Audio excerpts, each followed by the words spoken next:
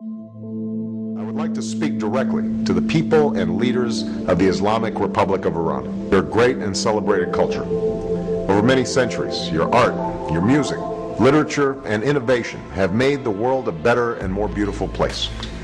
We know that you are a great civilization, and your accomplishments have earned the respect of the United States and the world.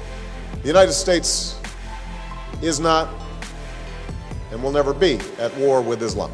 We will listen carefully, we will bridge misunderstandings, and we will seek common ground.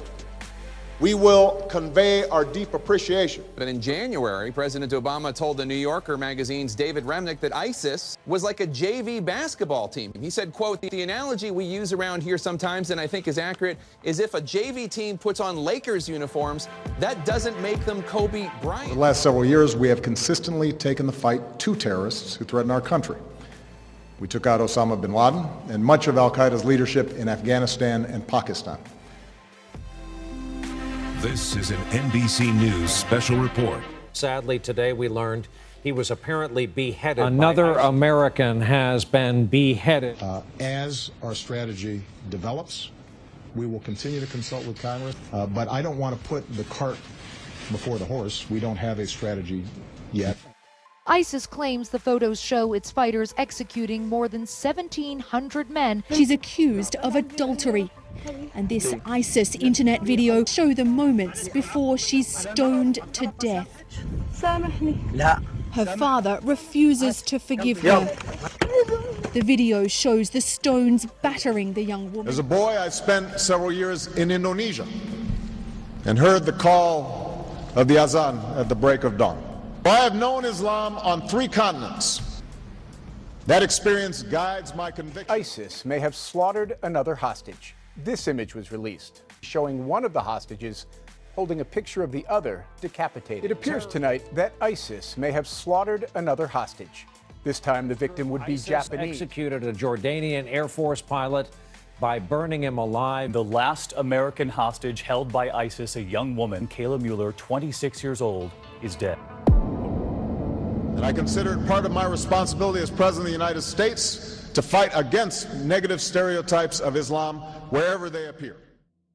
President Obama today condemned the murders of 3 young Muslims in Chapel Hill, North Carolina. The president said no one in the United States of America should ever be targeted because of who they are, what they look like, or how they worship. ISIS released a new video today showing the execution of 21 Coptic Christians kidnapped in Libya. The video shows the Egyptian prisoners being marched onto a beach by militants dressed in black. Then the prisoners are beheaded. And lest we get on our high horse and think this is unique to some other place, remember that during the Crusades and the Inquisition, people committed terrible deeds in the name of Christ. We have reaffirmed again and again that the United States is not and never will be at war with Islam. This strategy of taking out terrorists who threaten us while supporting partners on the front lines is one that we have successfully pursued in Yemen and Somalia for years. We begin with this. The State Department is urging Americans to leave Yemen immediately. The U.S. Embassy is being evacuated. The government says the terror threat level is extremely high.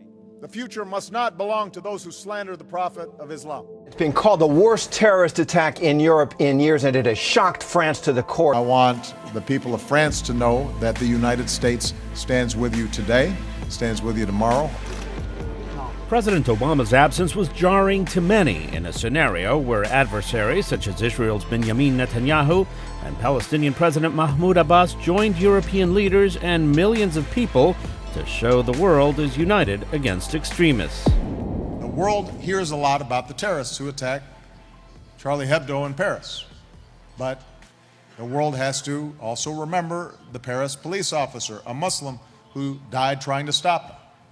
There has been a spate of recent attacks.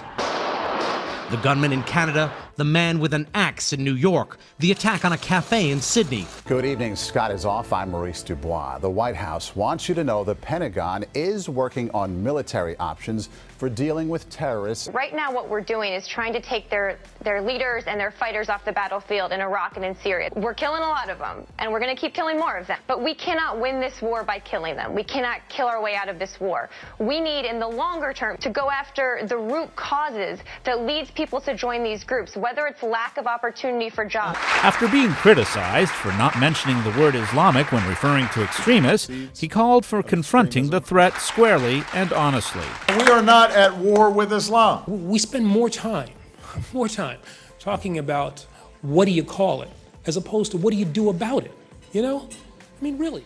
You know, so I don't worry an awful lot about what the appropriate terminology, you know, ought to be. You know, and I think people need to actually think about that and think about, really, we having this conversation about words as opposed to what our actions ought to be. I mean, really, you know, if Fox didn't talk about this, they'd have nothing else to talk about, it would seem to me. You know, do you think the media sometimes overstates the sort of level of alarm people should have about terrorism and this kind of chaos, as opposed to a longer term problem of climate change and epidemic disease? Absolutely. I don't blame the media for that. If it bleeds, it leads, right? It is entirely legitimate for the American people to be deeply concerned when you've got a bunch of violent, vicious zealots who behead people or randomly shoot a bunch of folks in a deli in Paris. They weren't killed because they were in a Jewish deli, though? They were in a kosher deli? These individuals were not targeted by name. This is the point. Not by name, but by religion, were they not? Well, John, there were people other than just Jews who were in that deli. Do you see any doubt that deli was attacked because it was a kosher deli? This was No, not John. any random deli. No, John. It was a kosher deli. I answered the question once. No. The world knows about the attack on the Jews at the kosher supermarket in Paris. We need to recall the worker at that market, a Muslim, who hid Jewish customers and saved their lives. And we also have to attend to a lot of other issues, and we got to make sure that we're right-sizing our approach so that what we do isn't counterproductive. We need to do more to help lift up voices of tolerance and peace, especially online. YOLO, man.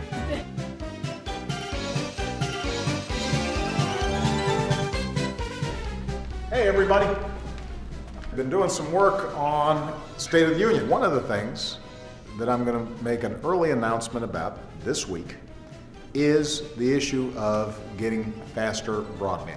You know what it feels like when you don't have a good internet connection, right? Everything's buffering, you're trying to download a video, you got that little circle thing, it goes around and around. It's really aggravating.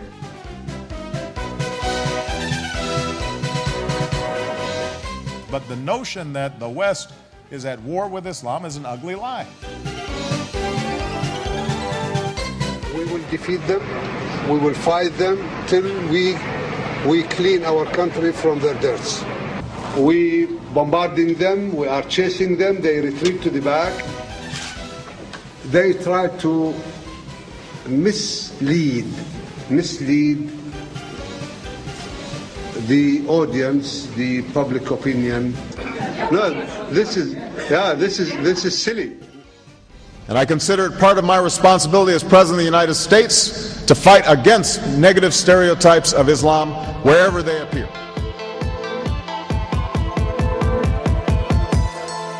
This is what we call smart power, using every possible tool and partner to advance peace and security, leaving no one on the sidelines, showing respect even for one's enemies, trying to understand and, insofar as psychologically possible, empathize with their perspective and point of view, helping to define the problems, determine the solutions. That is what we believe in the 21st century will change the prospects for peace.